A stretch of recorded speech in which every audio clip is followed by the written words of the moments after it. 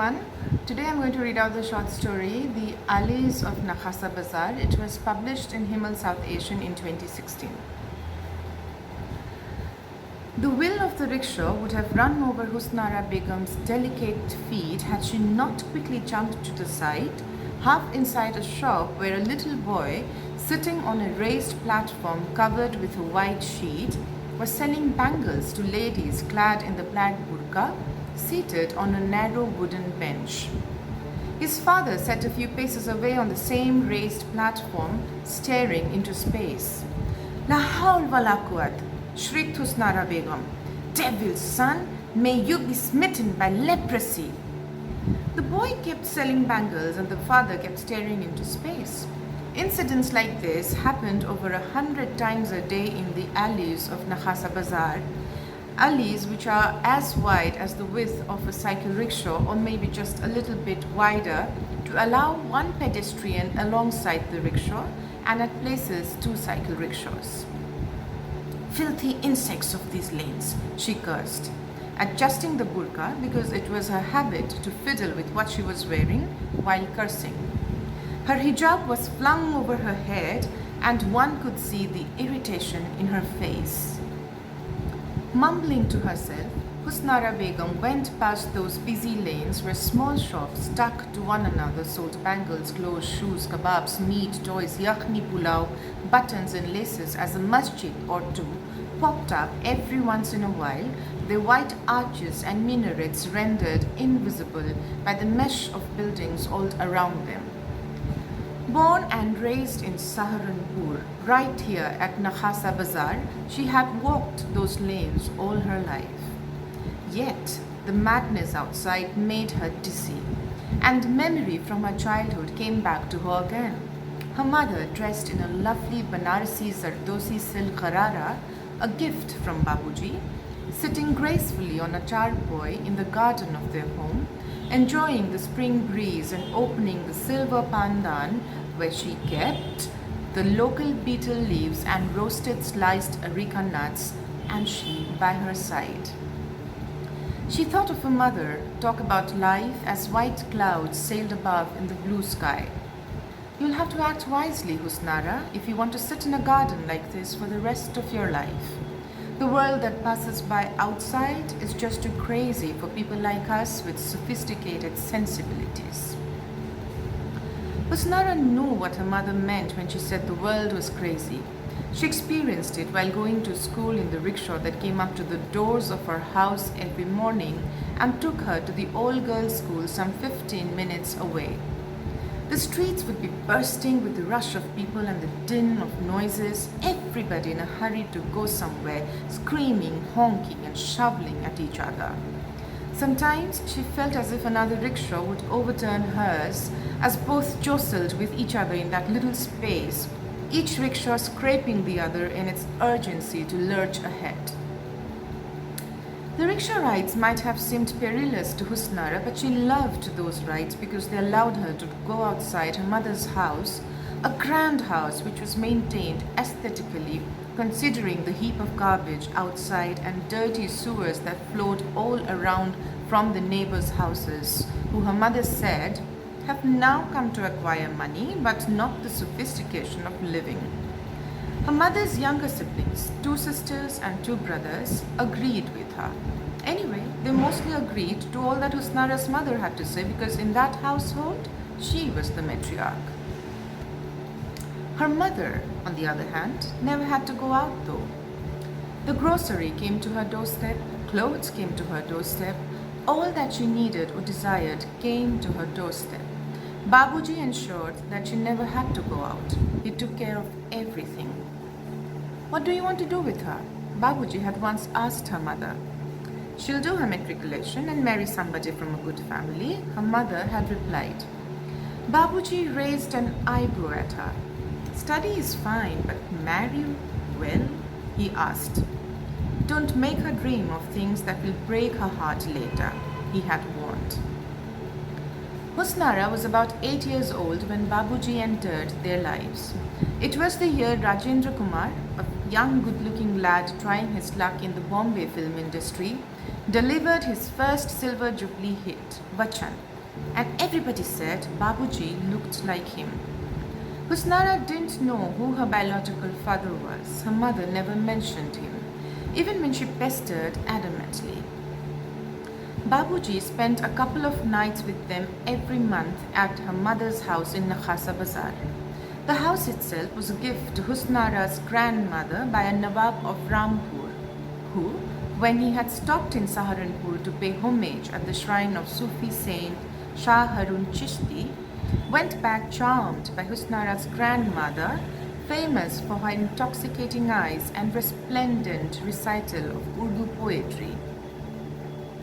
They never went to Babuji's residence at Pulkambohan, where he lived in a huge house with his wife and kids, parents, brothers, their wives and kids. Babuji even took them on vacation a few times to Kashmir, Mussoorie, Nainital and Dehradun. Those were the happiest days for little Husnara, who saw a pristine world outside of Nakhasa Bazaar, where life moved with ease, without rush, with no one screaming at each other, where there was a stillness around. When Husnara was about 16 years old, her mother made her meet Salim Mia. He's from the great family of Raos in Sikrota village.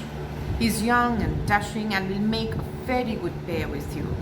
Although God knows when he will clear his matriculation, it is going to be his 4th attempt this time. Her mother had said as she decked Husnara in the finest of jewelry and silk, "Go, sing him the Noor Jahan ghazal, Mujhse Pehli Si Mohabbat, that you are so good at." Husnara knew this was a special evening.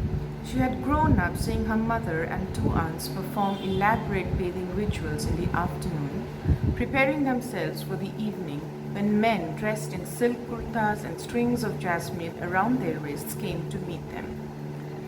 She thought these men were her uncle's friends because they shared a cheerful friendliness. But her mother kept Husnara away from them. She never had to entertain men, and once Babuji started coming, no other men came to meet her mother. He took really good care of her, gifting her expensive dresses and perfumes and lots of money.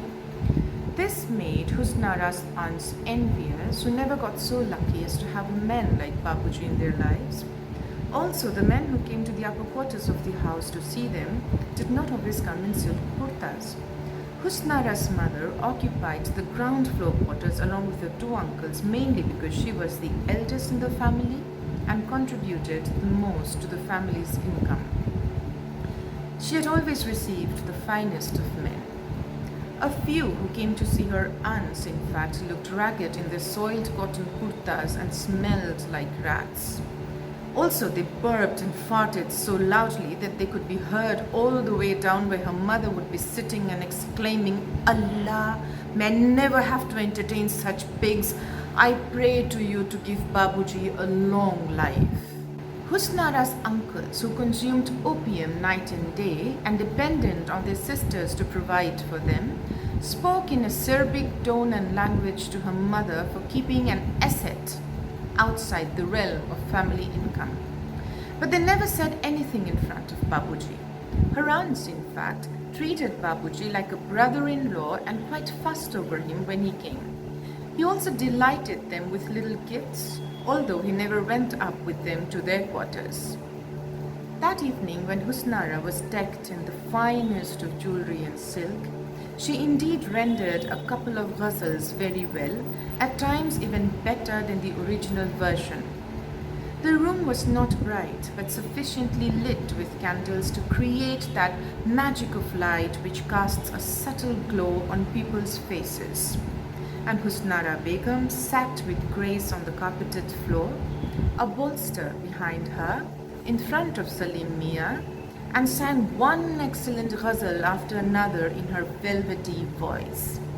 "Dil-e nadan tujhe hua kya hai, aakhir is dard ka dawa kya hai, बेचैन नजर बेताब जिगर ये दिल है किसी का दीवाना, ये जिंदगी उसी की है जो किसी का हो गया, प्यार ही में खो गया."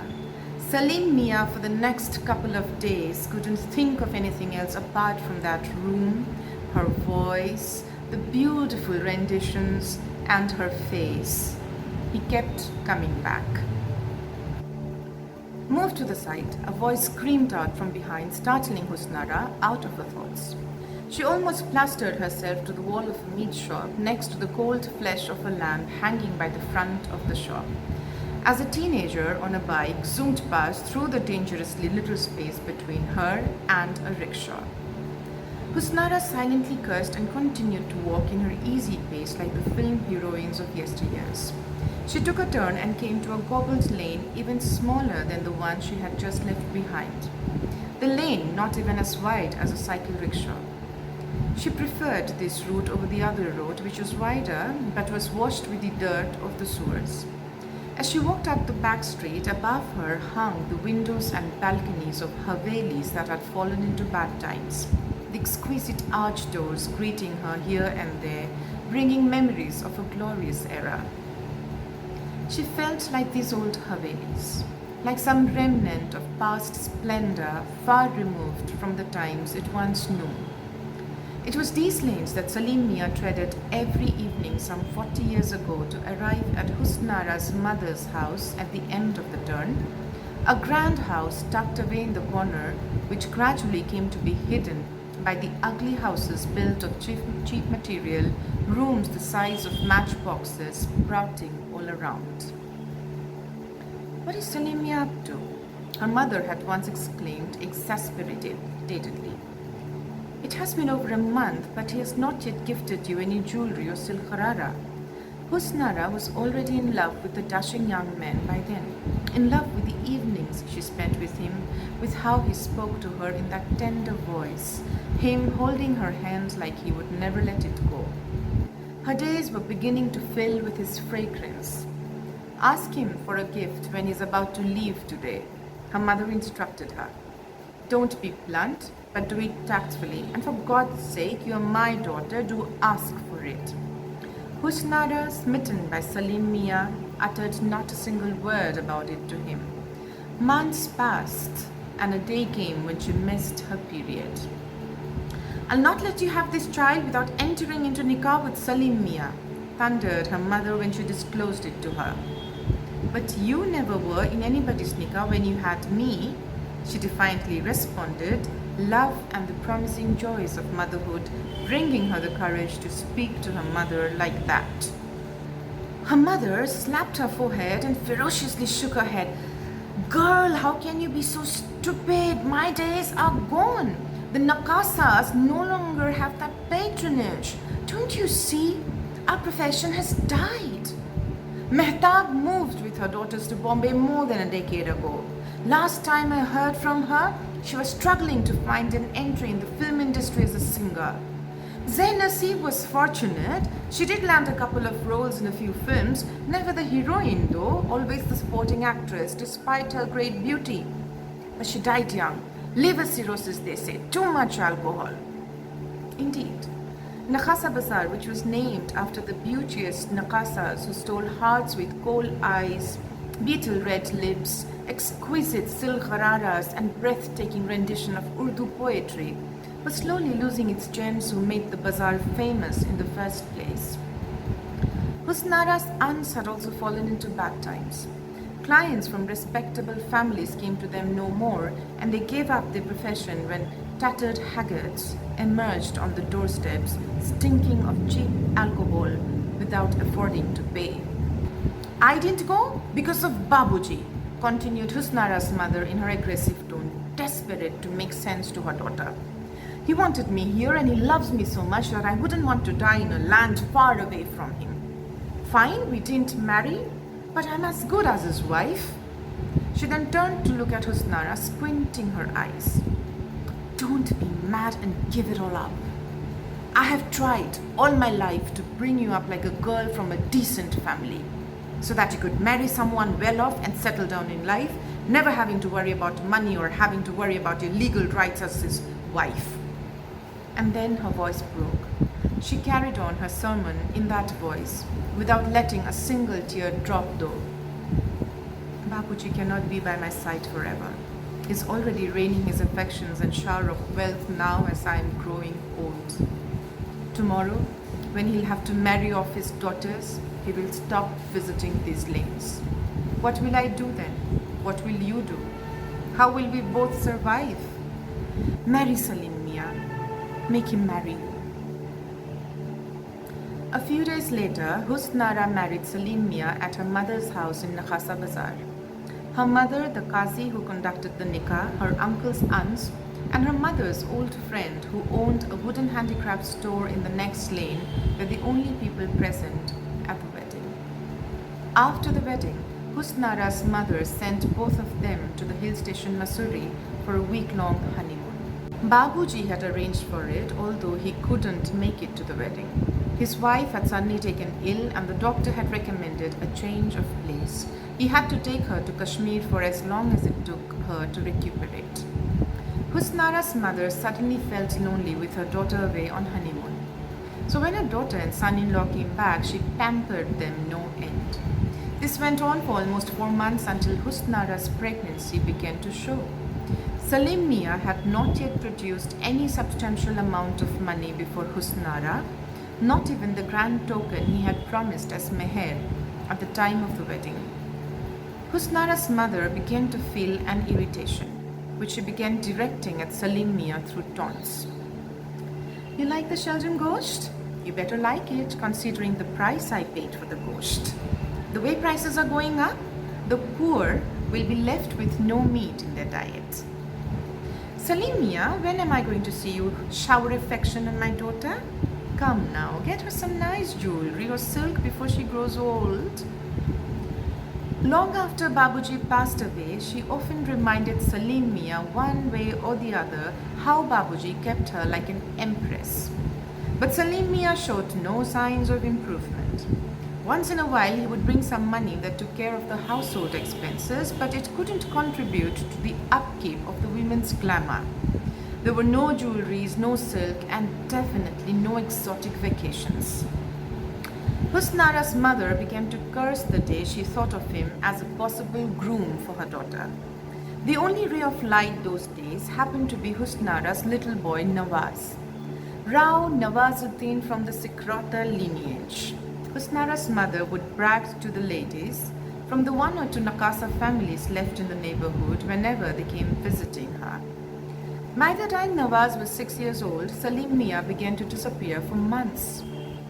I was away on work, he would say when questioned. It never mentioned what that work was. It doesn't become a lady to be interested in a man's engagements, was how he put Husnara in place when she became inquisitive at the behest of her mother and aunts. A few years later, he stopped coming.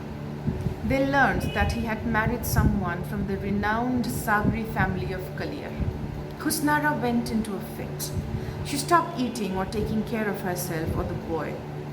She became pale and lost weight tremendously. The doctor said she had fallen into severe depression which could be fatal. Husnara's mother, equally dejected, did her best to nurse her sick daughter. The boy was forgotten, deliberately by the grandmother, who began to see Salim Mia in him. He loitered in the streets night and day with his 2 wasted grand-uncles, made friends there and grew up with them. He became like an appendage that was not much of value to the house, which had lost its sheen as patronage stopped. Husnara reached the end of the cobbled lane and came up to a roughened wooden door which was not latched. She pushed it open and entered the courtyard. Her mother, frail and old, wearing a worn-out salwar kameez, emerged from the dark kitchen to the right of the courtyard. What took you so long? She charged at her, trying to stand erect under the weight of her bag. You took the whole day to fetch some meat? Husnara removed her burqa and hung it by a nail on the side of the wooden door. The burqa removed, one could now see the faded, mismatched salwar kameez she was wearing. Are you listening to me? Her mother snapped. Husnara went to the tap in the corner, squatted down and started splashing her face and neck with water. Her mother followed her and stood there watching her. After a few seconds, Husnara got up and reached for the towel hanging on the clothesline across the courtyard. Her mother followed her again but kept quiet. Finally, putting the towel back on the clothesline, Husnara turned to her mother. No meat, she simply said. "What?" her mother cried out. Husnara went into the sitting area right ahead and shouted, "He refused to give me any more meat on credit." "But you should have asked for only 50 rupees of meat. You should have persuaded, at least for my sake. Allah knows when I last tasted meat." Her mother sounded mad. "You've still not dusted the house? You expect me to dust, sweep, mop, clean, wash, cook, do everything?" Husnara shouted back. She looked at the sitting area around her. 2 broken chairs, which had once been in the service of elite men, occupied the center of the space, along with a table with 3 legs and a stub resting on 3 bricks for the 4th leg. Pushed to the corner was a skeleton of a bed with a host of things on top of it. A few aluminium utensils, the silver panda, now blackened, which her mother refused to sell for sentimental reasons when everything else in the house had left in exchange for cash, and a heap of clothes that needed washing. A poster of Salman Khan from his latest super-hit film Dabangg was pasted on the wall above the bed. The 3 rooms behind reeked of dampness, like they had not received sun rays since ages, like they had not been cleaned for a long time. In one of the rooms, which was pitch dark, lay her uncle croaking on a coat, waiting to join the other one who had departed years ago, puking blood. There were cobwebs everywhere and hardly any light. That one bulb in the courtyard was supposed to light up each corner of the crumbling house, but that was obviously an impossible task. The rooms on the first floor were locked. They had not been opened for about a decade now. Nobody lived upstairs. One of Husnara's aunts had died and another had run away when she couldn't take Husnara's mother's tart words anymore. Nobody had seen her in the alleys of Nakhasa Bazaar since. Who would clean this room upstairs? Husnara somehow swept the courtyard and the sitting area once in a while, and if she felt like, she even gave the courtyard a wash. The 3 rooms at the back on the ground floor were cleaned once or twice every month. The rooms upstairs, never. After all, Husnara too was growing old. She had developed a bad backache some 5 years ago. Suddenly, the door flung open and a sickly man in filthy clothes, stinking of alcohol and vomit, entered the courtyard. He walked with unsteady steps toward the inner quarters. Both women looked at him with disgust. "You vomited in your bed again last night, didn't you?" Husnara screamed at him. The man ignored his mother as if he didn't hear her at all, walked laboriously a few more steps and then collapsed on the dusty floor. Husnara picked up her boy and dragged him inside. When she came out to the courtyard again, she saw a shadow at the door. "Who is it?" she called out. The figure stepped into the courtyard and she could see, as the light from the bulb fell on his face, the same rickshaw puller who had been insisting for an hour with her since the last 3 days. But he could only offer 30 rupees. Husnara had chased him away earlier. Only 30 rupees? She took not less than a 50. And there was a time when she accepted nothing less than 100. But for almost a week now, no one else had gone. So placing her hand on her breaking back, she forced herself to smile at him and gestured him to come in. Thank you for listening.